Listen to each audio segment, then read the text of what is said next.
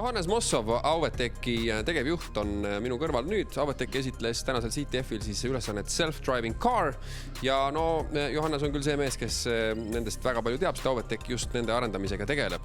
No natukene banaalne küsimus, aga oluline. No mis kasu on isejuhtivatest sõidukitest?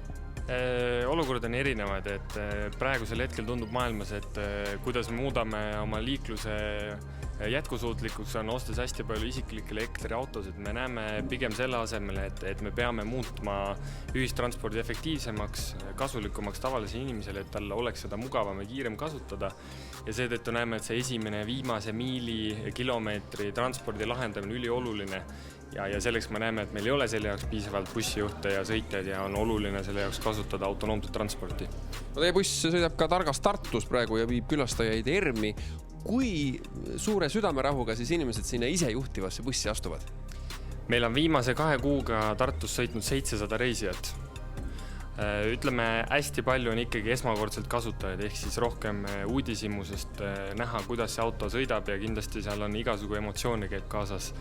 Aga me loodame, et me suudame ka teha pikemaajalise projekte, kus on reaalselt näha inimese igapäevast kasutuseks. Meie ideaal on see, kui see inimesele muutub nii normaalseks, et tal ei teki emotsiooni seal lihtsalt punktist A punkti B saamiseks. Johannes, kui kaugel see aeg võib olla, millal siis isesõitvad autod, bussid on linnatranspordi loomulik osa?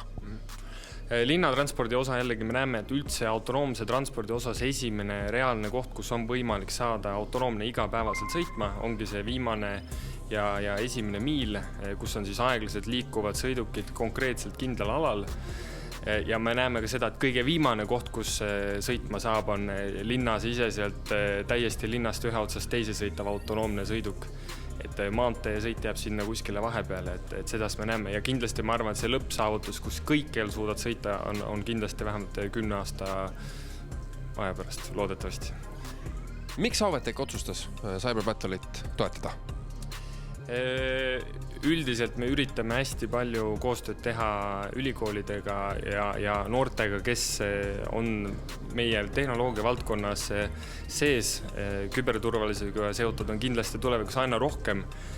Kui meil praegu on ohutusinimene autos sees, siis tulevikus, kui me võtame selle lähiaastal, võtame autost välja, on meil kauge juhtimine, kes kontrollib autot, kuidas ta autonoomselt sõidab, siis küberturvalisus on ülioluline ja pakkudes ja näidates noortele, et ka see valdkond on juba tulemas ja sellega tuleb hakata tegelema, on ma arvan, peamised põhjused, miks me siin täna oleme.